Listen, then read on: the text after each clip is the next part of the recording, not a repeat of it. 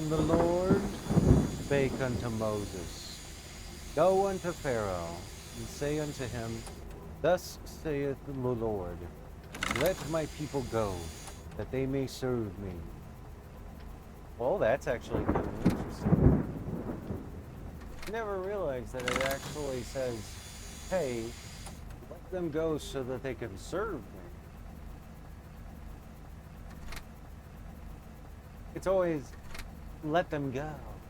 Like, let my people go. Right?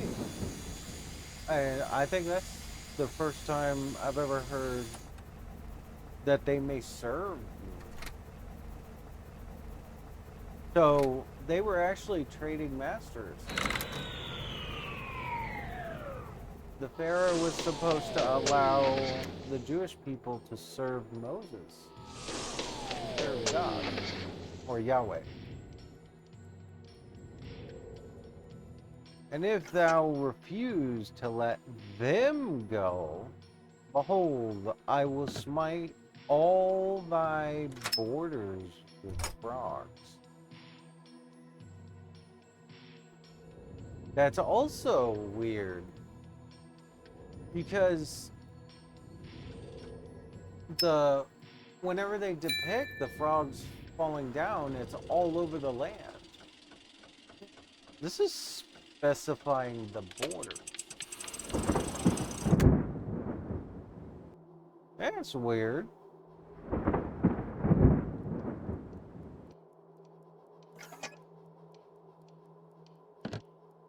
Huh.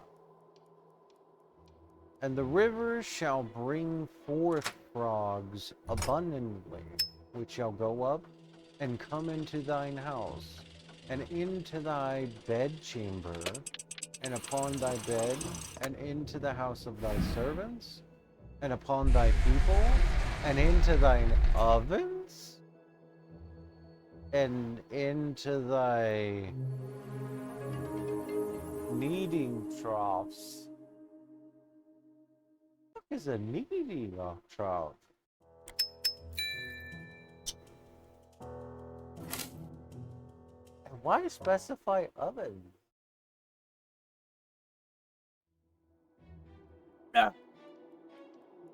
What?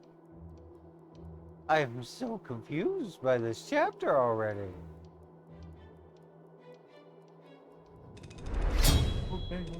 And the frogs shall come up both on thee and upon thy people and upon all thy servants. And the Lord spake unto Moses, Say unto Aaron, Stretch forth thine hand with thy rod over the streams, over the rivers, and over the ponds, and cause frogs to come up upon the land of Egypt. The sky stayed overhead. The sun kept rising. The earth remained firm. And Aaron stretched out his hand over the waters of Egypt, and the frogs came up and covered the land of Egypt. Whoa! Aaron is Moses' brother. Yeah, Moses didn't call the frogs. Aaron did. What?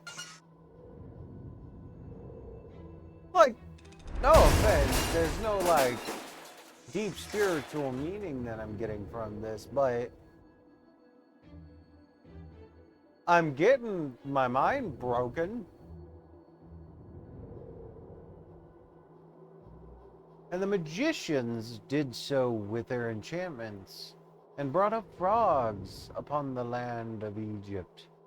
Then Pharaoh called for Moses and Aaron, and said, Entreat the Lord, that he may take away the frogs from me, and from my people, and I will let the people go, that they may do sacrifice unto the Lord.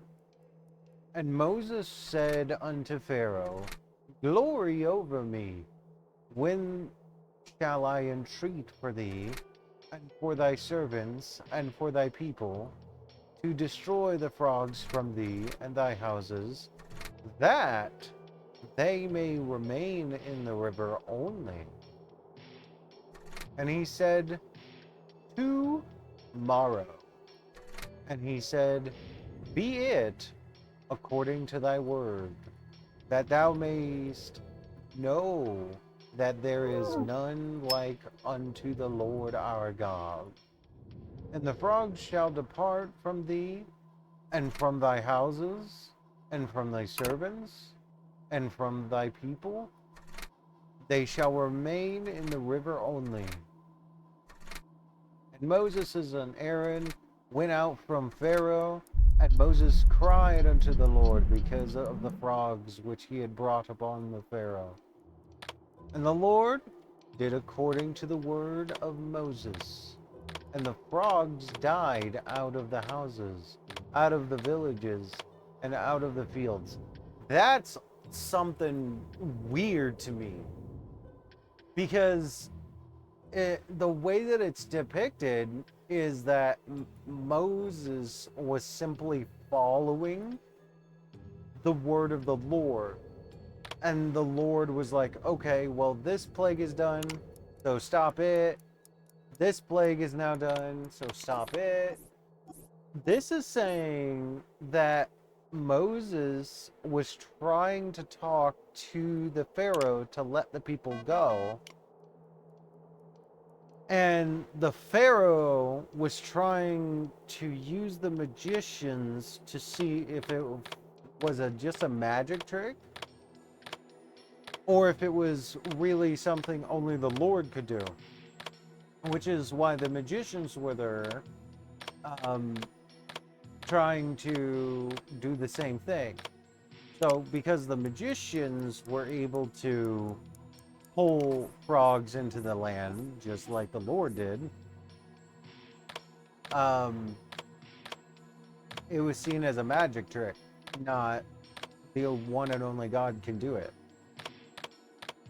And then, unlike most of how Christian media shows it, Moses actually cried and begged for the Lord to take the frogs away. It wasn't just one and done.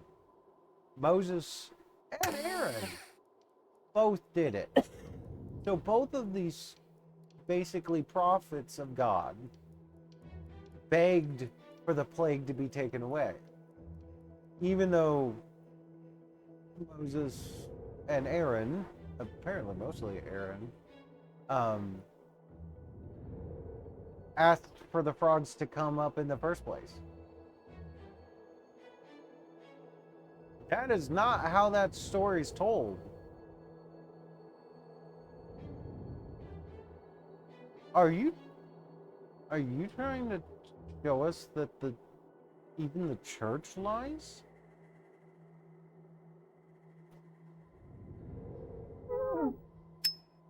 What was that noise? Oh, it was a window. Okay. Let's see. And the frogs shall depart from thee, and from thy houses, from thy servants, and from thy people. They shall remain in the river only. And Moses and Aaron went out from Pharaoh, and Moses cried unto the Lord because of the frogs which he had brought against Pharaoh. And the Lord did according to the word of Moses, and the frogs died out of the houses, out of the villages, and out of the fields. And they gathered them together upon heaps, and the land got that stanky land. They were stanky leg. But when Pharaoh saw that there was respite, he hardened his heart, and hearkened not unto them, as the Lord had said. And the Lord said unto Moses, say unto Aaron, stretch out thy rod, and smite the dust of the land, that it may become lice throughout all the land of Egypt. Again, Moses is telling Aaron what to do. Moses didn't bring the plague of lice. It was Aaron who did it. That's weird. And they did so. For Aaron stretched out his hand with his rod and smote the dust of the earth, and it became lice in men and in beast. All the dust of the land became lice throughout all the land of Egypt. And the magicians did so with their enchantments to bring forth lice. But they could not. So there were lice upon man and upon beast. What?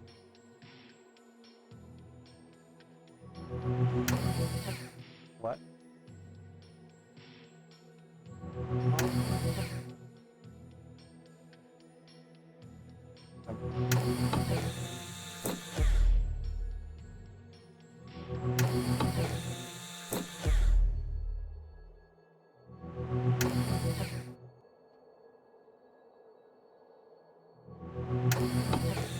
There.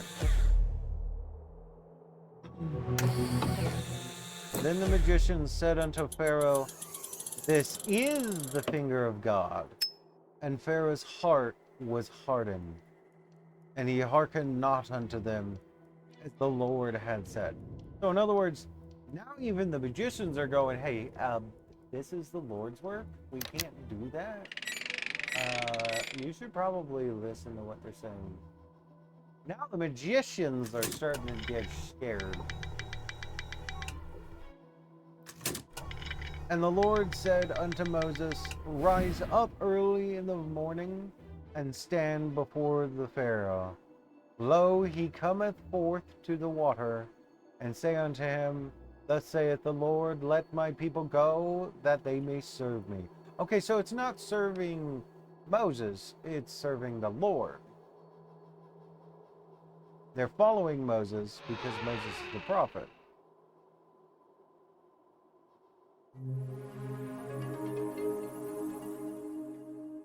Two minutes left.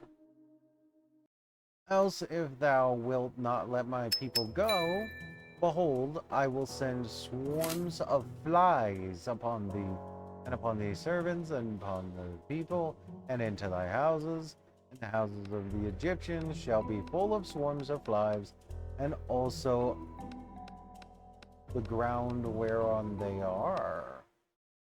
Okay, so everywhere. And I will sever in that day the land of Goshen, in which my people dwell, that no swarms of flies shall be there, to the end thou mayest know that I am the Lord in the midst of the earth. And I will put a division between my people and thy people. Tomorrow shall this sign be. And the Lord did so. Crap. And the Lord did so. And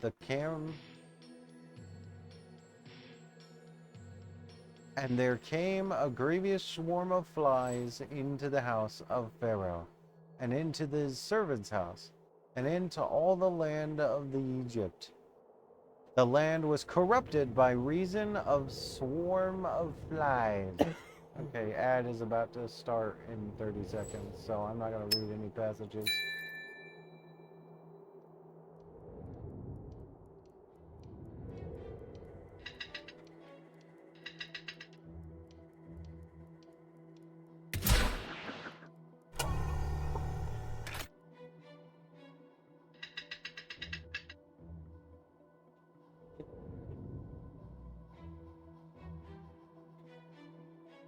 You were wondering why I said crap. It's because I had accidentally. Alright, stop.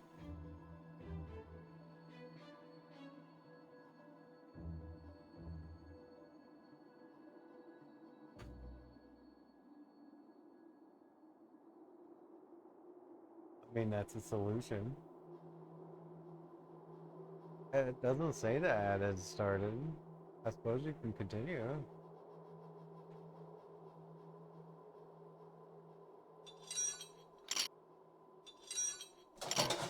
I said, reason I said crap is bad accidentally.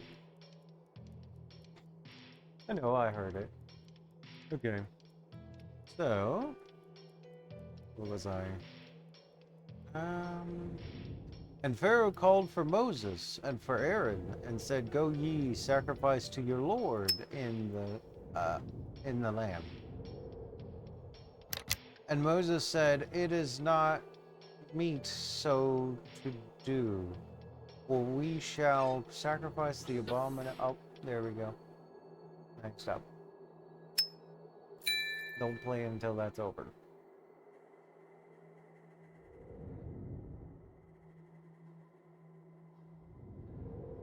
Oh, I just heard what you said.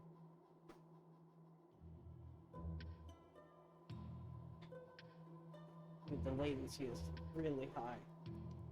I mean, it's an ad break, so you can go take a peek. Huh?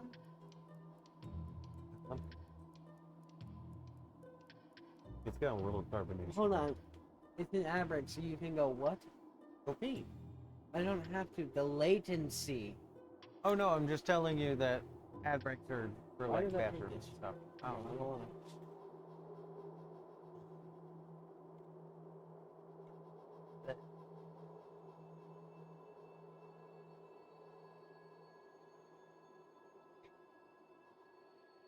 Oh, because it's properly lit back there, meaning it has more light. It doesn't try to keep closing its bat. Oh, that's fair, yeah. Just get a big old spotlight.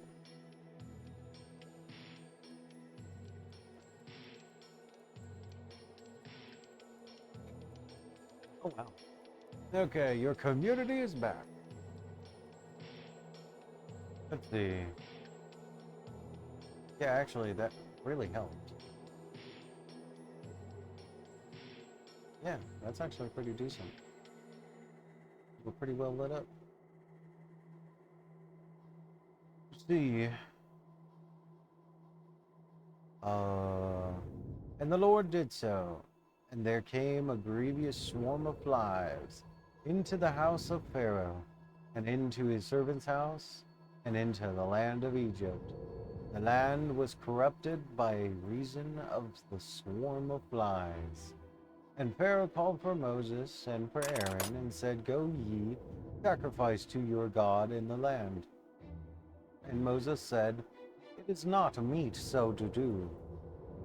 For we shall sacrifice the abomination of the abomination of the Egyptians to the Lord our God. Lo, shall we sacrifice the abomination of the Egyptians before their eyes, and will they not stone us? We will go 3 days' journey into the wilderness, and sacrifice to the Lord our God as he shall command us." And Pharaoh said, "I will let you go, that ye may sacrifice to the Lord your God in the wilderness. Only you shall not go very far away. Entreat for me." And Moses said, "Behold, I go out from thee, and I will entreat the Lord that the swarms of flies may depart from Pharaoh, from his servants, and from his people tomorrow. But let not Pharaoh deal deceitfully anymore, not letting the people go to sacrifice to their Lord." And Moses went out from Pharaoh and entreated the Lord, and the Lord did according to the word of Moses, and he removed the swarms of flies from Pharaoh, from his servants, and from his people. There remained not one. And Pharaoh hardened his heart at this time also, neither would he let the people go.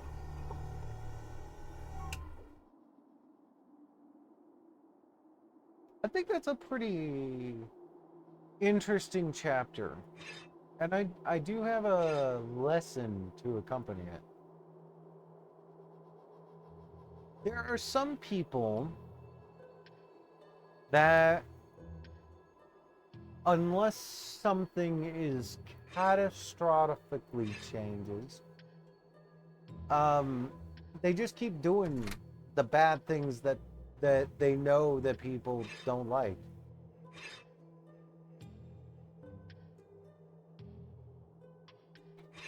And if I remember correctly, there's a passage that specifically says, "Do not seek revenge, for it is not your place to seek that revenge. I will I will seek revenge for you. So simply be peaceable and uphold the Christian values and follow Jesus and follow my laws. Let me handle it."